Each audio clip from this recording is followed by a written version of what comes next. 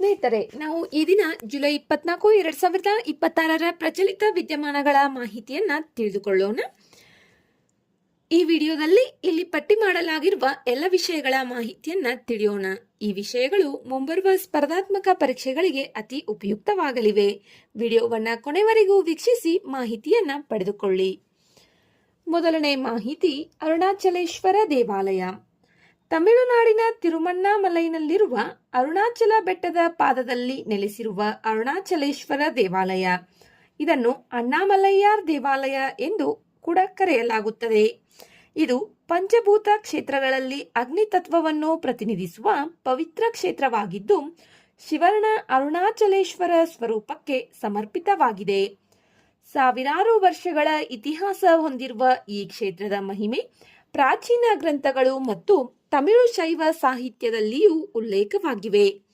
ಇಂದು ಕಾಣುವ ದೇವಾಲಯದ ಮುಖ್ಯ ರಚನೆ ಕ್ರಿಸ್ತಶಕ 9ನೇ ಶತಮಾನದಲ್ಲಿ ಆರಂಭಿಕ ಚೋಳರ ಕಾಲದಲ್ಲಿ ನಿರ್ಮಾಣಗೊಂಡಿದ್ದು, ನಂತರ ಹೊಯ್ಸಳರು, ವಿಜಯನಗರದ ನಾಯಕರು ಅದನ್ನು ಮತ್ತಷ್ಟು ವಿಸ್ತರಿಸಿ ಭವ್ಯ ರೂಪವನ್ನು ನೀಡಿದರು.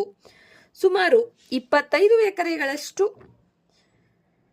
ವಿಸ್ತಾರ ಹೊಂದಿರುವ ಈ ದೇವಾಲಯ ಭಾರತದ ಅತಿದೊಡ್ಡ ದೇವಾಲಯ ಸಂಕೀರ್ಣಗಳಲ್ಲಿ ಒಂದಾಗಿದೆ.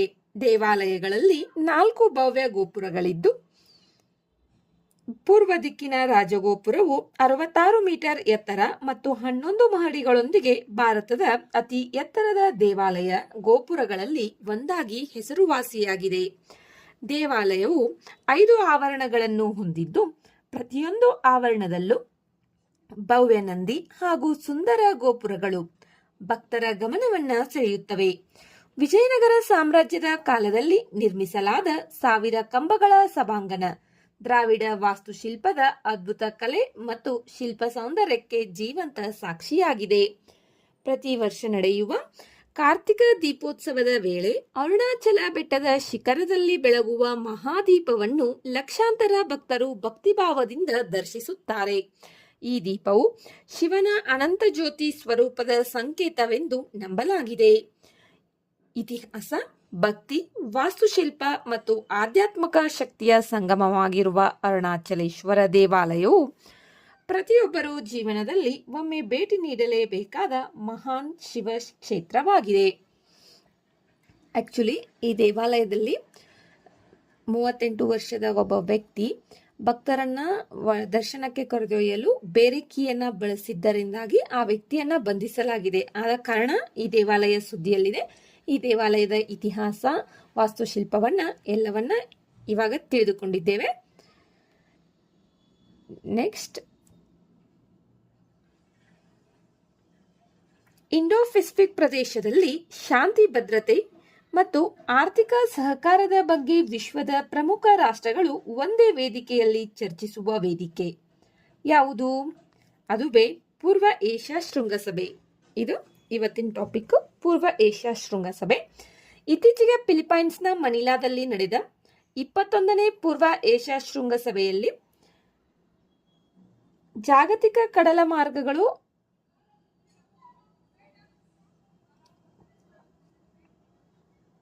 ಸುರಕ್ಷಿತವಾಗಿರಬೇಕು ಮತ್ತು ಯಾವುದೇ ಅಡೆತಡೆ ಇಲ್ಲದೆ ಎಲ್ಲಾ ರಾಷ್ಟ್ರಗಳಿಗೂ ಮುಕ್ತವಾಗಿರಬೇಕು ಎಂದು ಸಚಿವರು ಒತ್ತಿ ಹೇಳಿದರು. ಪೂರ್ವ ಏಷ್ಯಾ ಶೃಂಗಸಭೆ ಇಂಡೋ ಪೆಸಿಫಿಕ್ ಪ್ರದೇಶದ ಅತ್ಯಂತ ಪ್ರಮುಖ ಕಾರ್ಯತಂತ್ರದ ಸಂವಾದ ವೇದಿಕೆಯಾಗಿದೆ. ರಾಜಕೀಯ ಭದ್ರತೆ, ಆರ್ಥಿಕತೆ ಮತ್ತು ಪ್ರಾದೇಶಿಕ ಸವಾಲುಗಳ ಕುರಿತು ಚರ್ಚಿಸಲು ಪ್ರಮುಖ ರಾಷ್ಟ್ರಗಳ ನಾಯಕರು ಒಂದೇ ವೇದಿಕೆಯಲ್ಲಿ ಸೇರುವ ಏಕೈಕ ಶೃಂಗಸಭೆ ಇದಾಗಿದೆ. ಈ ಶೃಂಗಸಭೆಯು 2005ರಲ್ಲಿ ಮಲೇಷ್ಯಾದ ಕೌಲಾಲಂಪುರದಲ್ಲಿ ನಡೆದ ಮೊದಲ ಸಭೆಯೊಂದಿಗೆ ಆರಂಭವಾಯಿತು. ಭಾರತವು ಇದರ ಸ್ಥಾಪಕ ಸದಸ್ಯ ರಾಷ್ಟ್ರವಾಗಿದೆ. 21ನೇ ಪೂರ್ವ ಏಷ್ಯಾ ಶೃಂಗಸಭೆ ಫಿಲಿಪೈನ್ಸ್ನ ಮನಿಲಾದಲ್ಲಿ ನಡೆದಿದೆ. ಈ ಪೂರ್ವ ಏಷ್ಯಾ ಶೃಂಗಸಭೆಯನ್ನ ಮೊದಲ ಬಾರಿಗೆ 2005ರಲ್ಲಿ ಮಲೇಷ್ಯಾದ ಕೌಲಾಲಂಪುರದಲ್ಲಿ ಸ್ಥಾಪನೆ ಮಾಡಲಾಗಿದೆ. ಕನ್ಫ್ಯೂಸ್ ಆಗಬೇಡಿ. ಪ್ರಸ್ತುತ ಪೂರ್ವ ಏಷ್ಯಾ ಶೃಂಗಸಭೆಯಲ್ಲಿ ಆಸಿಯಾನ್ ರಾಷ್ಟ್ರಗಳು ಮತ್ತು ಅವುಗಳ ಸಂವಾದ ಪಾಲುದಾರರು ಸೇರಿ ಒಟ್ಟು 19 ಭಾಗವಹಿಸುವ ದೇಶಗಳಿವೆ. ಇತ್ತೀಚೆಗೆ 2025 ಅಕ್ಟೋಬರ್ 26ರಂದು ಟಿಮೋರ್ ಲೆಸ್ಟೆ ಆಸಿಯಾನ್ಗೆ ಸೇರ್ಪಡೆಯಾದ ಬಳಿಕ ಇಎಎಸ್ನಲ್ಲಿಯೂ ಹೊಸ ಸದಸ್ಯರಾಗಿ ಅದು ಸೇರಿದೆ. ಇಎಎಸ್ ವೇದಿಕೆಯನ್ನು ಆಸಿಯಾನ್ ಮುನ್ನಡೆಸುತ್ತದೆ. ಆಸಿಯಾನ್ ಫುಲ್ ಫಾರ್ಮ್ ಅನ್ನ ಕಮೆಂಟ್ ಮಾಡಿ. ಹಾಗೂ ಇದರ ಅಧ್ಯಕ್ಷ ಸ್ಥಾನವು ಆಸಿಯಾನ್ ಸದಸ್ಯ ರಾಷ್ಟ್ರಗಳ ನಡುವೆ ಪ್ರತಿ ವರ್ಷ ಪರ್ಯಾಯವಾಗಿ ಬದಲಾಗುತ್ತದೆ. ಇಎಎಸ್ ಚೌಕಟ್ಟಿನಲ್ಲಿ ಪ್ರಾದೇಶಿಕ ಸಹಕಾರಕ್ಕಾಗಿ 6 ಪ್ರಮುಖ ಆದ್ಯತೆಯ ಕ್ಷೇತ್ರಗಳನ್ನು ಗುರುತಿಸಲಾಗಿದೆ. ಅವು ಪರಿಸರ ಮತ್ತು ಇಂಧನ, ಶಿಕ್ಷಣ, ಹಣಕಾಸು, ಜಾಗತಿಕ ಆರೋಗ್ಯ ಮತ್ತು ಸಾಂಕ್ರಾಮಿಕ ರೋಗಗಳು, ನೈಸರ್ಗಿಕ ವಿಕೋಪ ನಿರ್ವಹಣೆ, ಆಸಿಯಾನ್ ಸಂಪರ್ಕ ವೃದ್ಧಿ. ಪ್ರತಿ ವರ್ಷ ಸಾಮಾನ್ಯವಾಗಿ ಅಕ್ಟೋಬರ್ ಅಥವಾ ನವೆಂಬರ್ ತಿಂಗಳಿನಲ್ಲಿ ನಾಯಕರ ಶೃಂಗಸಭೆ ನಡೆಯುತ್ತದೆ. ಇದರ ಜೊತೆಗೆ ವಿದೇಶಾಂಗ ಸಚಿವರ ಸಭೆ ಹಾಗೂ ಆರ್ಥಿಕ ಸಚಿವರ ಸಭೆಗಳನ್ನು ಆಯೋಜಿಸಲಾಗುತ್ತದೆ. ಹಿರಿಯ ಅಧಿಕಾರಿಗಳು ವರ್ಷವಿಡೀ ಸಭೆಗಳನ್ನು ನಡೆಸಿ ಪ್ರಮುಖ ನಿರ್ಧಾರಗಳಿಗೆ ಸಿದ್ಧತೆ ಮಾಡಿಕೊಳ್ಳುತ್ತಾರೆ. ಭಾರತದ ಆಕ್ಟ್ ಈಸ್ಟ್ ಪಾಲಿಸಿ ಮತ್ತು ಇಂಡೋ ಪೆಸಿಫಿಕ್ ಕಾರ್ಯತಂತ್ರದಲ್ಲಿ ಇಎಎಸ್ ಅತ್ಯಂತ ಮಹತ್ವದ ವೇದಿಕೆಯಾಗಿದ್ದು, ಪ್ರಾದೇಶಿಕ ಶಾಂತಿ, ಭದ್ರತೆ ಮತ್ತು ಆರ್ಥಿಕ ಅಭಿವೃದ್ಧಿಗೆ ಪ್ರಮುಖ ಪಾತ್ರ ವಹಿಸುತ್ತದೆ.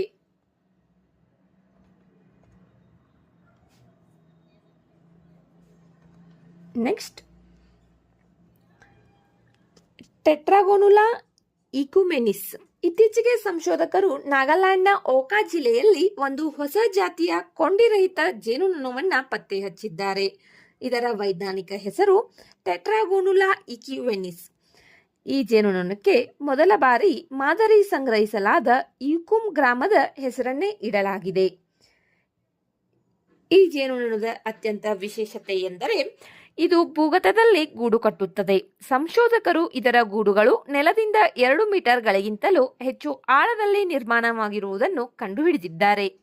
ಇದರ ದೇಹದ ಉದ್ದ ಸುಮಾರು 5.59 ಮಿಲಿಮೀಟರ್. ಇದರಿಂದ ಇದು ಭಾರತದಲ್ಲಿ ದಾಖಲಾದ ಅತಿದೊಡ್ಡ ಕೊಂಡಿರಹಿತ ಜೇನುನೊಣ ಎಂಬ ಹೆಗ್ಗಳಿಕೆಗೆ ಪಾತ್ರವಾಗಿದೆ. ಈ ಆವಿಷ್ಕಾರದೊಂದಿಗೆ ಭಾರತದಲ್ಲಿ ತಿಳಿದಿರುವ ಕೊಂಡಿರಹಿತ ಜೇನುನೊಣಗಳ ಸಂಖ್ಯೆ 25ರಿಂದ 26ಕ್ಕೆ ಏರಿಕೆಯಾಗಿದೆ. ಟೆಟ್ರಾಗೋನುಲಾ ಕುಲದಲ್ಲಿ ಈಗ 18 ಜಾತಿಗಳು ದಾಖಲಾಗಿವೆ.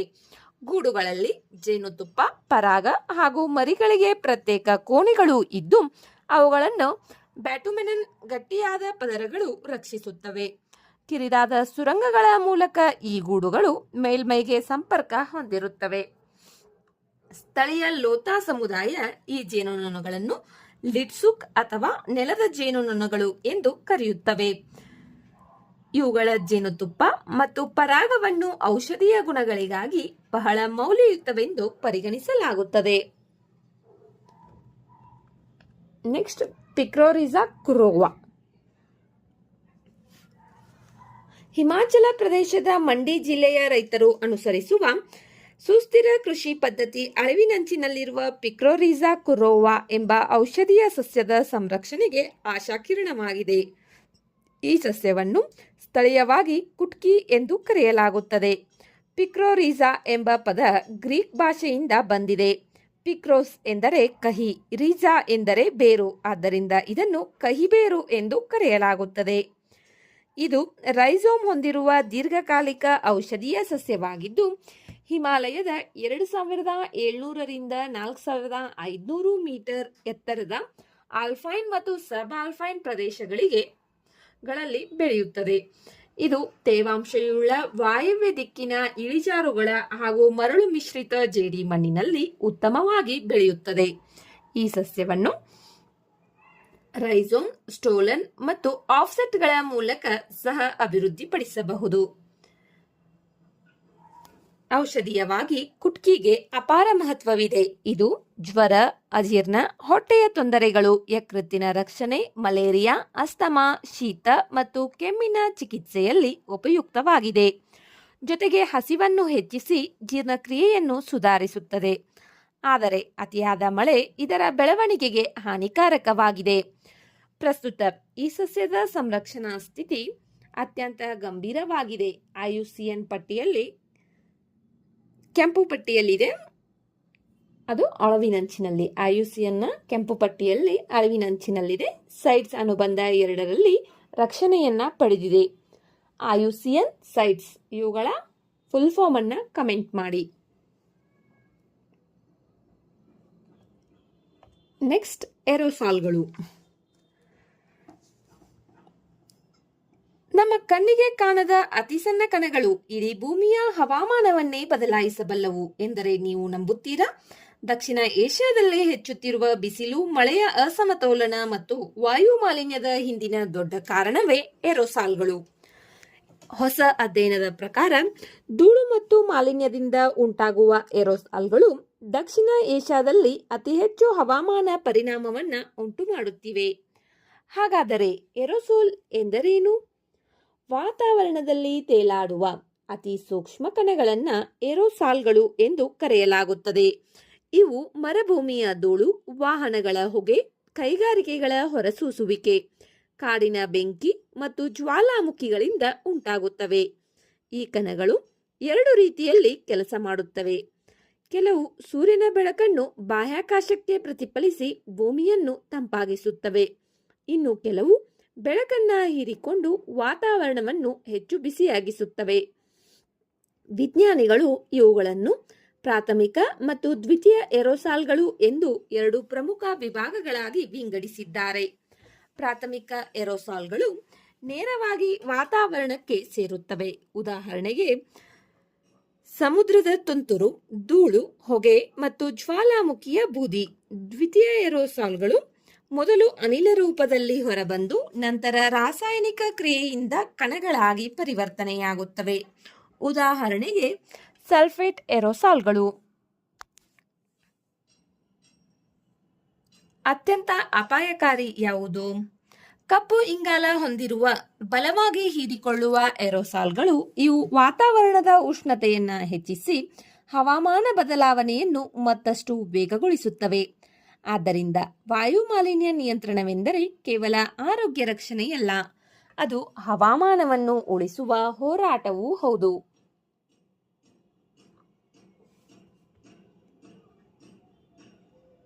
ನೆಕ್ಸ್ಟ್, ಕುಶಾ ಕ್ಷಿಪಣಿ. ರಕ್ಷಣಾ ಸಂಶೋಧನೆ ಮತ್ತು ಅಭಿವೃದ್ಧಿ ಸಂಸ್ಥೆ DRDO ಇತ್ತೀಚೆಗೆ APJ ಅಬ್ದುಲ್ ಕಲಾಂ ದ್ವೀಪದಿಂದ ಕುಶಾ ಕ್ಷಿಪಣಿಯ ಮೊದಲ ಯಶಸ್ವಿ ಹಾರಾಟ ಪರೀಕ್ಷೆಯನ್ನು ನಡೆಸಿದೆ. ಇದು ದೀರ್ಘವ್ಯಾಪ್ತಿಯ ಮೇಲ್ಮೈಯಿಂದ ಆಕಾಶಕ್ಕೆ ಚಿಮ್ಮುವ ಕ್ಷಿಪಣಿ, ಅಂದರೆ long range surface to air missile. ಇದು ಈ ಕ್ಷಿಪಣಿ ಯುದ್ಧ ವಿಮಾನಗಳು, ಕ್ರೂಸ್ ಕ್ಷಿಪಣಿಗಳು, ಬ್ಯಾಲಿಸ್ಟಿಕ್ ಬೆದರಿಕೆಗಳು, ಡ್ರೋನ್ಗಳು ಮತ್ತು ಇತರ ವೈಮಾನಿಕ ಗುರಿಗಳನ್ನು ದೂರದಲ್ಲೇ ನಾಶಪಡಿಸುವ ಸಾಮರ್ಥ್ಯವನ್ನ ಹೊಂದಿದೆ. ಈ ಯೋಜನೆಯ ಮತ್ತೊಂದು ಹೆಸರು ಪ್ರಾಜೆಕ್ಟ್ ಕುಶಾ ಅಥವಾ extended range air defence system. Project ಕುಶಾದ ಇನ್ನೊಂದು ಹೆಸರು extended range air defence system.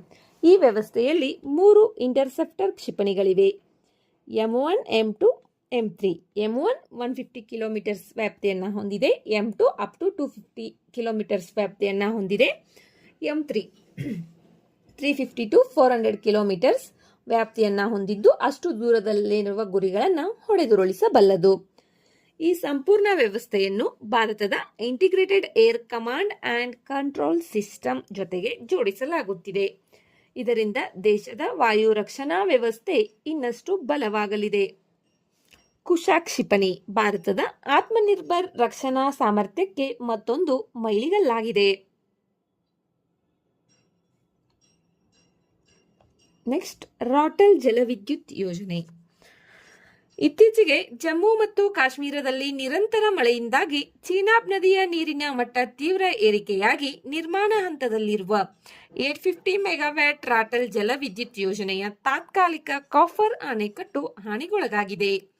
Rattle ಜಲವಿದ್ಯುತ್ ಯೋಜನೆ ಜಮ್ಮು ಮತ್ತು ಕಾಶ್ಮೀರದ ಕಿಶ್ತ್ವಾರ ಜಿಲ್ಲೆಯ ಚೀನಾಬ್ ನದಿಯ ಮೇಲೆ ನಿರ್ಮಾಣವಾಗುತ್ತಿರುವ 850 ಮೆಗಾವ್ಯಾಟ್ ಸಾಮರ್ಥ್ಯದ ರನ್ ಆಫ್ ದಿ ರಿವರ್ ಜಲವಿದ್ಯುತ್ ಯೋಜನೆಯಾಗಿದೆ. ಈ ಯೋಜನೆಯಲ್ಲಿ ದುಲಸ್ತಿ ಯೋಜನೆಯ ಕೆಳಭಾಗದಲ್ಲಿ ಮತ್ತು ಬಾಗ್ಲೆಹಾರ್ ಯೋಜನೆಯ ಮೇಲ್ಭಾಗದಲ್ಲಿ ನಿರ್ಮಾಣವಾಗುತ್ತಿದೆ.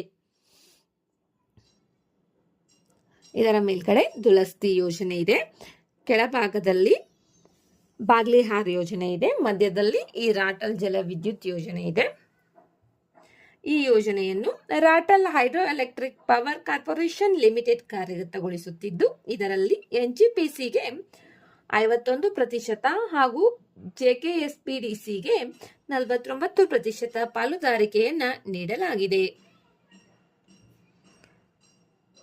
ನಿರ್ಮಾಣ ಕಾರ್ಯವನ್ನು mega engineering and infrastructure limited ನಿರ್ವಹಿಸುತ್ತಿದೆ. ಈ ಯೋಜನೆಯಲ್ಲಿ 133 ಮೀಟರ್ ಎತ್ತರದ ಹಾಗೂ 194.8 ಮೀಟರ್ ಉದ್ದದ ಕಾಂಕ್ರೀಟ್ ಗುರುತ್ವಾಕರ್ಷಣೆಯ ಆಣೆಕಟ್ಟು, ಭೂಗತ ವಿದ್ಯುತ್ ಕೇಂದ್ರ ಹಾಗೂ 4 205 ಮೆಗಾವ್ಯಾಟ್ ಟ್ರಾನ್ಸಿಸ್ ಟರ್ಬೈನ್ಗಳು ಇರಲಿವೆ. ಯೋಜನೆ ಪೂರ್ಣಗೊಂಡ ನಂತರ ವಾರ್ಷಿಕ ಸುಮಾರು 3137 ಗಿಗಾವ್ಯಾಟ್ ಗಂಟೆಗಳ ವಿದ್ಯುತ್ ಉತ್ಪಾದನೆಯ ನಿರೀಕ್ಷೆ ಇದೆ. ಆದರೆ ಈ ಯೋಜನೆಗೆ ಮತ್ತೊಂದು ಅಂತಾರಾಷ್ಟ್ರೀಯ ಆಯಾಮವೂ ಇದೆ. 1960ರ ಸಿಂಧೂ ಜಲ ಒಪ್ಪಂದವನ್ನು ಈ ಯೋಜನೆ ಉಲ್ಲಂಘಿಸುತ್ತದೆ ಎಂದು ಪಾಕಿಸ್ತಾನ ಆಗಾಗ್ಗೆ ಆರೋಪಿಸುತ್ತಿದೆ. ರಾಟಲ್ ಜಲವಿದ್ಯುತ್ ಯೋಜನೆ ಚೀನಾಬ್ ನದಿ, ಇದು ಜಮ್ಮು ಕಾಶ್ಮೀರದ ಕಿಶ್ತ್ವಾರ ಜಿಲ್ಲೆಯಲ್ಲಿದೆ. ಈ ಯೋಜನೆಯ ಪ್ರಕಾರ run of the river project. Next, Romania. ಇತ್ತೀಚೆಗೆ ಭಾರತದ ರಾಷ್ಟ್ರಪತಿಗಳು ರೊಮೇನಿಯಾಗೆ ಭೇಟಿ ನೀಡಿ ರೊಮೇನಿಯಾ ಅಧ್ಯಕ್ಷರೊಂದಿಗೆ ಮಹತ್ವದ ದ್ವಿಪಕ್ಷೀಯ ಮಾತುಕತೆ ನಡೆಸಿದರು. ರೊಮೇನಿಯಾ ಆಗ್ನೇಯ ಯುರೋಪಿನಲ್ಲಿರುವ ಒಂದು ಸುಂದರ ರಾಷ್ಟ್ರ. ಉತ್ತರದಲ್ಲಿ ಉಕ್ರೇನ್, ಈಶಾನ್ಯದಲ್ಲಿ ಮೊಲ್ಡೋವಾ, ದಕ್ಷಿಣದಲ್ಲಿ ಬಲ್ಗೇರಿಯಾ, ನೈಋತ್ಯದಲ್ಲಿ ಸೆರ್ಬಿಯಾ ಹಾಗೂ ಪಶ್ಚಿಮದಲ್ಲಿ ಹಂಗೇರಿ ದೇಶಗಳೊಂದಿಗೆ ಗಡಿಯನ್ನ ಹಂಚಿಕೊಂಡಿದೆ. ರೊಮೇನಿಯಾದ ಈಶಾನ್ಯದಲ್ಲಿ ಮೊಲ್ಡೋವಾ ದೇಶವಿದೆ. ಈ ಮೊಲ್ಡೋವಾ ದೇಶಕ್ಕೂ ನಮ್ಮ ಭಾರತದ ರಾಷ್ಟ್ರಪತಿಗಳು ಭೇಟಿಯನ್ನ ನೀಡಿದ್ದಾರೆ. ಈ ಮೊಲ್ಡೋವಾ ದೇಶದ ಬಗ್ಗೆ ನಮ್ಮ ಹಿಂದಿನ ಪ್ರಚಲಿತ ವಿದ್ಯಮಾನಗಳ ವಿಡಿಯೋದಲ್ಲಿ ವಿವರಿಸಲಾಗಿದೆ. ಮಾಹಿತಿಯನ್ನ ಆ ವಿಡಿಯೋವನ್ನ ವೀಕ್ಷಿಸಿ ಪಡೆದುಕೊಳ್ಳಿ. ಇದರ ಆಗ್ನೇಯ ಭಾಗವನ್ನ ಕಪ್ಪು ಸಮುದ್ರ ಸುತ್ತುವರೆದಿದೆ. ರೊಮೇನಿಯಾದ ರಾಜಧಾನಿ ಬುಚಾರೆಸ್ಟ್. ರೊಮೇನಿಯಾ 2004ರಲ್ಲಿ ನ್ಯಾಟೋಗೆ ಮತ್ತು 2007ರಲ್ಲಿ ಯುರೋಪಿಯನ್ ಒಕ್ಕೂಟಕ್ಕೆ ಸೇರ್ಪಡೆಯಾಯಿತು. ಈ ದೇಶದ ಹವಾಮಾನ ಸಮಶೀತೋಷ್ಣವಾಗಿದ್ದು 4 ವಿಭಿನ್ನ ಋತುಗಳನ್ನು ಹೊಂದಿದೆ. ರೊಮೇನಿಯಾ ಭೂಪ್ರದೇಶದಲ್ಲಿ ಕಾರ್ಪಾಥಿಯನ್ ಪರ್ವತಗಳು ಪ್ರಮುಖ ಸ್ಥಾನವನ್ನ ಪಡೆದಿವೆ. ಇಲ್ಲಿ ಪ್ರಮುಖ ನದಿಗಳಲ್ಲಿ ಡ್ಯಾನ್ಯೂಬ್, ಅರ್ಜಿಸ್, ಟಿಸ್ಟಾ ಹಾಗೂ ಪ್ರೂಟ್ ಸೇರಿವೆ. ಅತ್ಯುನ್ನತ ಶಿಖರ ಮೌಂಟ್ ಮೊಲ್ಡೋವೆನು. ರೊಮೇನಿಯಾ ಪೆಟ್ರೋಲಿಯಂ, ಚಿನ್ನ, ಬೆಳ್ಳಿ ಹಾಗೂ ಯುರೇನಿಯಂ ಸೇರಿದಂತೆ ಸಮೃದ್ಧ ನೈಸರ್ಗಿಕ ಸಂಪನ್ಮೂಲಗಳನ್ನು ಹೊಂದಿದೆ. ರೊಮೇನಿಯಾದ ರಾಜಧಾನಿ ಬುಚಾರೆಸ್ಟ್. ಇಲ್ಲಿನ ಪ್ರಮುಖ ಪರ್ವತ ಕಾರ್ಪಾಥಿಯನ್. ಇದು 2004ರಲ್ಲಿ ನ್ಯಾಟೋಗೆ ಸೇರಿದೆ, 2007ರಲ್ಲಿ ಯುರೋಪಿಯನ್ ಯೂನಿಯನ್ಗೆ ಸೇರಿದೆ. ನೆಕ್ಸ್ಟ್, ರೊಮೇನಿಯಾ ಬಗ್ಗೆ ಇವಾಗ ತಿಳಿದುಕೊಳ್ಳುವಾಗ ನಾವು ಕಪ್ಪು ಸಮುದ್ರ ಅಂತ ಹೇಳಿದ್ವಿ, ಅದು ಕೂಡ ಸುದ್ದಿಯಲ್ಲಿದೆ. ಕಪ್ಪು ಸಮುದ್ರದ ಬಗ್ಗೆ ತಿಳಿದುಕೊಳ್ಳೋಣ. ಕಪ್ಪು ಸಮುದ್ರಕ್ಕೆ ಪ್ರವೇಶಿಸುವ ಭಾರತೀಯ ಧ್ವಜಾರಹಿತ ಅಥವಾ ಭಾರತೀಯ ನಾವಿಕರನ್ನ ಹೊಂದಿರುವ ಹಡಗುಗಳಿಗೆ ಭಾರತ ಭದ್ರತಾ ಎಚ್ಚರಿಕೆ ನೀಡಿದೆ. ಕಪ್ಪು ಸಮುದ್ರ ಯುರೋಪಿಯನ್ ಆಗ್ನೇಯ ಭಾಗದಲ್ಲಿರುವ ಒಂದು ದೊಡ್ಡ ಒಳನಾಡಿನ ಸಮುದ್ರ. ಇದು ಯುರೋಪ್ ಮತ್ತು ಏಷ್ಯಾ ಖಂಡಗಳ ಸಂಗಮ ಪ್ರದೇಶದಲ್ಲಿ ನೆಲೆಗೊಂಡಿದ್ದು ಜಾಗತಿಕ ವ್ಯಾಪಾರ ಮತ್ತು ಭದ್ರತೆಯಲ್ಲಿ ಅತ್ಯಂತ ಪ್ರಮುಖ ಸ್ಥಾನವನ್ನು ಹೊಂದಿದೆ. ಸುಮಾರು 4.36 ಲಕ್ಷ ಚದರ ಕಿಲೋಮೀಟರ್ ವಿಸ್ತೀರ್ಣ ಹೊಂದಿರುವ ಈ ಸಮುದ್ರವನ್ನು Ukraine, Russia, Georgia, Turkey, Bulgaria ಮತ್ತು ರೊಮೇನಿಯಾ ದೇಶಗಳು ಸುತ್ತುವರೆದಿವೆ. ಇದರ ಉತ್ತರ ಭಾಗಕ್ಕೆ ಕ್ರಿಮಿಯಾ ಪರ್ಯಾಯ ದ್ವೀಪ ಚಾಚಿಕೊಂಡಿದೆ. ಇಷ್ಟೊಂದು ಒಳನಾಡಿನಲ್ಲಿದ್ದರೂ ಈ ಸಮುದ್ರವು ವಿಶ್ವಸಾಗರಗಳೊಂದಿಗೆ ಸಂಪರ್ಕವನ್ನ ಹೊಂದಿದೆ. ಬೋಸ್ಪೊರಸ್ ಜಲಸಂಧಿ, ಮರ್ಮರ್ ಸಮುದ್ರ, ಡಾರ್ಡನೆಲ್ಲೆಸ್ ಜಲಸಂಧಿ, ಏಜಿಯನ್ ಸಮುದ್ರ, ಮೆಡಿಟರೇನಿಯನ್ ಸಮುದ್ರ, ಅಟ್ಲಾಂಟಿಕ್ ಸಾಗರ ಇದೇ ಕಪ್ಪು ಸಮುದ್ರದ ಪ್ರಮುಖ ಸಮುದ್ರ ಮಾರ್ಗವಾಗಿದೆ. ಇದರ ಪೂರ್ವದಲ್ಲಿ ಕೆರ್ಚ್ ಜಲಸಂಧಿ ಕಪ್ಪು ಸಮುದ್ರವನ್ನು ಆಜೋ ಸಮುದ್ರಕ್ಕೆ ಸಂಪರ್ಕಿಸುತ್ತದೆ. ಡ್ಯಾನ್ಯೂಬ್, ಡ್ವೀಪರ್, ಡೈನಿಸ್ಟರ್, ಸದರ್ನ್ ಬರ್ಗ್ ಹಾಗೂ ರಿಯೋನಿ ಇಲ್ಲಿನ ಪ್ರಮುಖ ನದಿಗಳಾಗಿವೆ. ಇನ್ನೊಂದು ವಿಶೇಷತೆ ಎಂದರೆ ಮೆಡಿಟರೇನಿಯನ್ ಸಮುದ್ರದಿಂದ ಭಾಗಶಃ ಪ್ರತ್ಯೇಕವಾಗಿರುವ ಕಾರಣ ಕಪ್ಪು ಸಮುದ್ರದ ಲವಣಾಂಶವು ವಿಶ್ವದ ಬಹುತೇಕ ಸಾಗರಗಳಿಗಿಂತ ಕಡಿಮೆಯಾಗಿದೆ.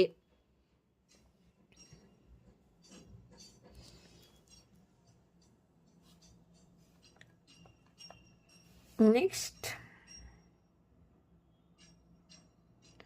ಅಪರಾಧ ಮತ್ತು ಅಪರಾಧಿ ಟ್ರ್ಯಾಕಿಂಗ್ ಜಾಲ ವ್ಯವಸ್ಥೆಗಳು. ಇತ್ತೀಚೆಗೆ ಛತ್ತೀಸ್ಗಢ ರಾಜ್ಯವು CCTNS ಕಾರ್ಯಕ್ಷಮತೆಯ ಸೂಚ್ಯಂಕದಲ್ಲಿ 100ರಲ್ಲಿ 64.97 ಅಂಕಗಳನ್ನು ಪಡೆದಿದ್ದು ಅದರ ಡಿಜಿಟಲ್ ಪೊಲೀಸ್ ವ್ಯವಸ್ಥೆ ಮತ್ತೆ ಸುದ್ದಿಯಲ್ಲಿದೆ. ಹಾಗಾದರೆ CCTNS ಎಂದರೇನು? Crime and criminal tracking network ಮತ್ತು ಸಿಸ್ಟಮ್ಸ್. ಇದನ್ನ ಯಾವಾಗ ಆರಂಭಿಸಲಾಯಿತು? 2009ರಲ್ಲಿ ಕೇಂದ್ರ ಗೃಹ ಸಚಿವಾಲಯ ಆರಂಭಿಸಿತು. ಇದರ ಪ್ರಮುಖ ಉದ್ದೇಶ ದೇಶದ ಎಲ್ಲ ಪೊಲೀಸ್ ಠಾಣೆಗಳು, ರಾಜ್ಯ ಪೊಲೀಸ್ ಇಲಾಖೆ ಹಾಗೂ ಕೇಂದ್ರ ಕಾನೂನು ಜಾರಿ ಸಂಸ್ಥೆಗಳನ್ನು ಒಂದೇ ಡಿಜಿಟಲ್ ಜಾಲದಲ್ಲಿ ಸಂಪರ್ಕಿಸುವುದು. ಈ ವ್ಯವಸ್ಥೆಯ ಮೂಲಕ ಅಪರಾಧ ಮತ್ತು ಅಪರಾಧಿಗಳ ಮಾಹಿತಿಯನ್ನು ನೈಜ ಸಮಯದಲ್ಲಿ ಸಂಗ್ರಹಿಸಿ, ನವೀಕರಿಸಿ ಹಾಗೂ ಹಂಚಿಕೊಳ್ಳಬಹುದು. ಇದರಿಂದ ಪೊಲೀಸರು ಮಾತ್ರವಲ್ಲ, ಸಾಮಾನ್ಯ ನಾಗರಿಕರು ಅನೇಕ ಪೊಲೀಸ್ ಸೇವೆಗಳನ್ನು ಆನ್ಲೈನ್ ಮೂಲಕ ಪಡೆಯಬಹುದಾಗಿದೆ. CCTNSನ ಪ್ರಮುಖ ಉದ್ದೇಶಗಳು: ವೆಬ್ ಪೋರ್ಟಲ್ ಮೂಲಕ ನಾಗರಿಕ ಸ್ನೇಹಿ ಪೊಲೀಸ್ ಸೇವೆಗಳು, ದೇಶಾದ್ಯಂತ ಅಪರಾಧ ಮತ್ತು ಅಪರಾಧಿಗಳ ಮಾಹಿತಿ ಪ್ಯಾನ್ ಇಂಡಿಯಾ ಸರ್ಚ್, ರಾಜ್ಯ ಮತ್ತು ಕೇಂದ್ರ ಮಟ್ಟದಲ್ಲಿ ಅಪರಾಧ ವರದಿಗಳ ತಯಾರಿ, ಪೊಲೀಸ್ ಕಾರ್ಯವಿಧಾನಗಳ ಸಂಪೂರ್ಣ ಗಣಕೀಕರಣ. ಈ ವ್ಯವಸ್ಥೆಯಿಂದ ತನಿಖೆಯ ವೇಗ ಹೆಚ್ಚುತ್ತದೆ, ಅಪರಾಧಿಗಳ ಪತ್ತೆ ಸುಲಭವಾಗುತ್ತದೆ ಮತ್ತು ದೇಶದಾದ್ಯಂತ ಪೊಲೀಸ್ ಇಲಾಖೆಗಳ ನಡುವೆ ಮಾಹಿತಿ ವಿನಿಮಯ ಮತ್ತಷ್ಟು ಪರಿಣಾಮಕಾರಿಯಾಗುತ್ತದೆ. CCTNS ಇದನ್ನು 2009ರಲ್ಲಿ ಗೃಹ ಸಚಿವಾಲಯ ಆರಂಭ ಮಾಡಿದೆ. CCTNS ಇದರ ಫುಲ್ ಫಾರ್ಮ್ ಅನ್ನು ನಾನು ಆಲ್ರೆಡಿ ಎಕ್ಸ್ಪ್ಲೇನ್ ಮಾಡುವಾಗ ಹೇಳಿದ್ದೀನಿ. ಅದನ್ನು ನೀವು ಕಮೆಂಟ್ ಮಾಡಿ, ನಿಮಗೆ ಒಂಥರ ರೀಕಾಲ್ ಆಗುತ್ತೆ. ವಿಡಿಯೋದಲ್ಲಿರುವ ಮಾಹಿತಿ ಇಷ್ಟವಾದರೆ ವಿಡಿಯೋಗೆ ಲೈಕ್ ಮಾಡಿ, ನಿಮ್ಮ ಸ್ನೇಹಿತರೊಂದಿಗೆ ಹಂಚಿಕೊಳ್ಳಿ. ಮುಂಬರುವ ವಿಡಿಯೋಗಳು ಮತ್ತು ಮಾಹಿತಿಗಾಗಿ ನಮ್ಮ ಚಾನಲನ್ನು ಸಬ್ಸ್ಕ್ರೈಬ್ ಮಾಡಿಕೊಳ್ಳಿ. ಮತ್ತೆ ಮುಂದಿನ ಪ್ರಚಲಿತ ವಿದ್ಯಮಾನಗಳ ವಿಡಿಯೋದಲ್ಲಿ ಮತ್ತಷ್ಟು ಪರೀಕ್ಷಾ ಪ್ರಮುಖ ವಿಷಯಗಳೊಂದಿಗೆ ಭೇಟಿಯಾಗೋಣ. ಧನ್ಯವಾದಗಳು.